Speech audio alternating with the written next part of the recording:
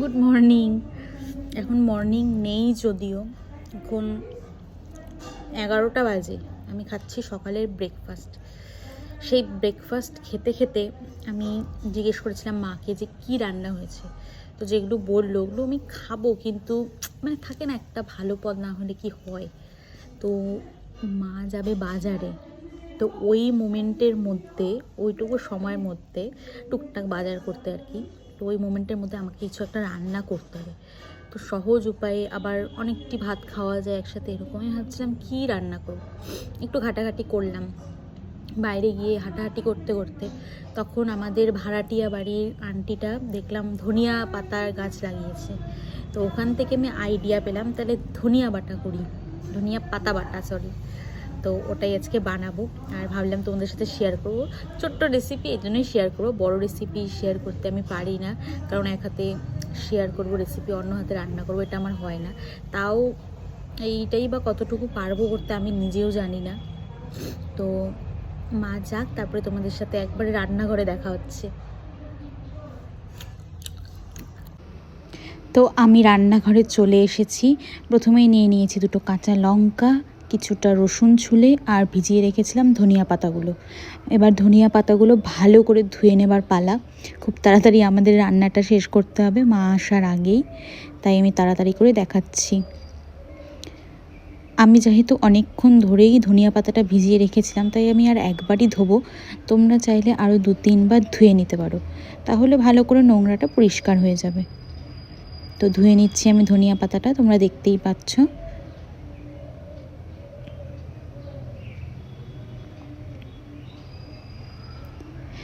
এবার আমি অলরেডি ভরে নিয়েছি মিক্সারের ভিতরে। এটা অ্যাকচুয়ালি জুসার, মিক্সারটা আমি নিইনি কারণ ওটা অনেকটা বড়, আমাকে মাজতেও তো হবে সব কিছু। তো ওই ক্লিপটা, মানে জুসারের ভিতরে ভরার ক্লিপটা নেই, ডিলিট হয়ে গেছে কি করে আমি জানি না। তো আমি যত তাড়াতাড়ি পারছি এই জুসারেই মিক্সটা করে নেওয়ার চেষ্টা করছি, কিন্তু হচ্ছে না, কারণ এটাতে জল দিতে হয়, আর জল দিলে যেহেতু একদমই পাতলা হয়ে যাবে। তবুও আমি লাস্টে জল দিয়েছি, তোমরা দেখতে থাকো তাহলেই বুঝতে পারবে। আর এটা না এভাবে ঝাঁকিয়ে ঝাঁকিয়ে করতে হয়, কারণ নিচের দিকে ব্লেডটা তো, যদি এক জায়গায় স্থিরভাবে রাখি তাহলে পুরোটা ব্লেন্ড হয় না, তার জন্য এটাই নিয়ম। এখন আমি একটু জল দিয়ে নেব, যেহেতু এটা হচ্ছে না। এতটা কাঁচা থাকলে হবে না, এটা একটু গুঁড়ো গুঁড়ো হতেই হবে, মানে পেস্টটা একটু হতেই হবে। তো আমি একটু জল দিয়ে নিলাম, মনে হয় বেশি হয়ে গেছে, দেখবে তোমরা যে একদমই পাতলা হয়ে যাবে, রস হয়ে যাবে। তো যাই হোক, পরে ওই জলটা টেনে নেবে।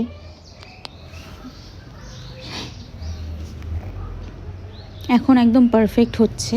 রসুনগুলো যেহেতু ছিল, তো সেহেতু পেস্ট হওয়ার ব্যাপারটা আছে। ধনিয়া পাতা যদি হাফ পেস্ট নাও হয়তো হয়ে যাবে, বাট রসুনটা পেস্ট না হলে, গন্ধটা না বেরোলে ভাল লাগতো না খেতে। তো একদমই পুরোপুরি পেস্ট হয়ে গেছে এখন, তোমরা দেখতে পাচ্ছ। তোমরা চাইলে শিলনোড়াতে বেটেও করতে পারো, ওইটাই মনে হয় বেস্ট, কারণ মিক্সিতেও এইটুকু বাটা হবে না। তাহলে তোমরা একটু বেশি করে নিতে পারো। আমি যেহেতু একজনের জন্যই খাবো, তো তার জন্য আমি অল্প করেই নিয়েছিলাম। তো বেটে নিলাম, এই যে তোমাদের এখন আমি দেখিয়ে দিচ্ছি কীরকম হলো পেস্টটা।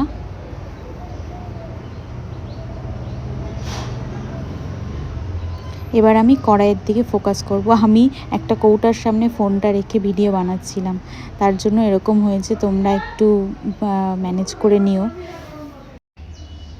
তোমরা পিছনের আওয়াজগুলো, ব্যাকগ্রাউন্ডের আওয়াজগুলো একটু ম্যানেজ করে নিও, কারণ বাড়িতে অনেক লোক, তাই এত আওয়াজ আসছে। তো প্রথমে আমি আগুনটা ধরিয়ে কড়াইটা কিছুক্ষণ রেখে দেবো গরম হওয়ার জন্য। তোমরা জানো আমি অলরেডি একবার রেকর্ড করলাম, কিন্তু আমি দেখলাম যে কিছুই রেকর্ড হয়নি, কি আর বলবো। যাই হোক, আমি ফার্স্ট টাইম কোনো ভিডিওতে ভয়েস ওভার দিচ্ছি, তাই এরকম ভুল হয়ে গেছে। মানে আমি জানতাম না এডিটিংয়ের ব্যাপারটা। তো কথা বলতে বলতে কড়াইটাও গরম হয়ে গেছে। এবার আমি এখানে তেল দিয়ে দেবো। আমি 3 চামচ তেল দিয়েছিলাম, বাট তোমরা চাইলে কমও দিতে পারো, চাইলে বেশিও দিতে পারো। আমি একটু কম খাই, তাই আমি একটু কমই দেওয়ার চেষ্টা করেছি, বাট আমার কাছে 3 চামচটাও বেশি। যেহেতু ধনিয়া পাতা বাটাটা একদমই অল্প, তো 2 চামচ দিলেই আমার হয়ে যেত। তো আমি জানি না হঠাৎ কেন 3 চামচ দিলাম, কি মনে করে। তো যাই হোক, এবার আমি তেলটা গরম করার জন্য রেখে দেবো। দেন আমি তেলের ওপরেই প্রথমে নুন দিয়ে নেব। নুন দিলে কি ব্যাপারটা হয় যে কোনো কিছু ফোটে না, মানে ফুটে ফুটে যে তোমার গায়ে আসবে এই ব্যাপারটা হয় না। তো প্রথমে আমি একটু নুন দিয়ে চেক করে নেব যে ভালো মতো তেলটা গরম হয়েছে কি না। দেন আমি স্বাদ মতো পুরোটা আমি দিয়ে দেবো নুনটা।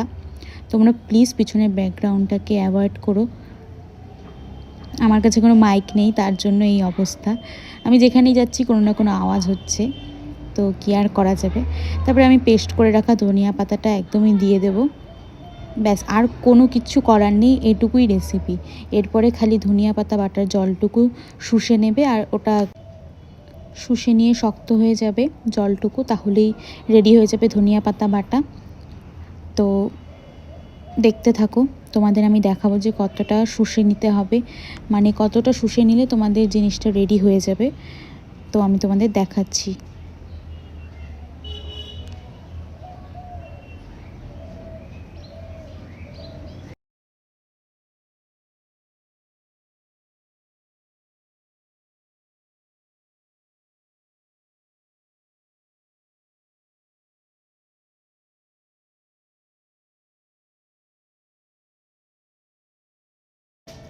তোমাদের কিন্তু একদমই লো ফ্লেমে করতে হবে জিনিসটা, যাতে জিনিসটা সেদ্ধ হয় আর কাঁচা ভাবটা না থাকে, কাঁচা গন্ধ না থাকে।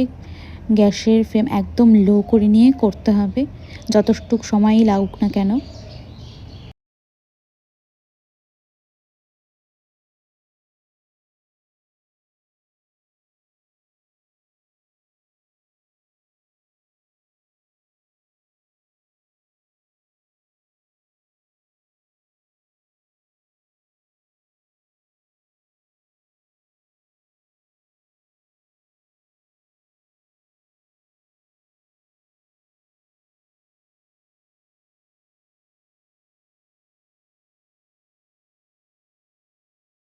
তোমরা দেখতে পাচ্ছ জল একদম শুষে নিয়েছে, আর শেষে এরকম দেখতে হয়েছে। ধন্যবাদ আমার ভিডিও দেখার জন্য, সবাই ভালো থাক।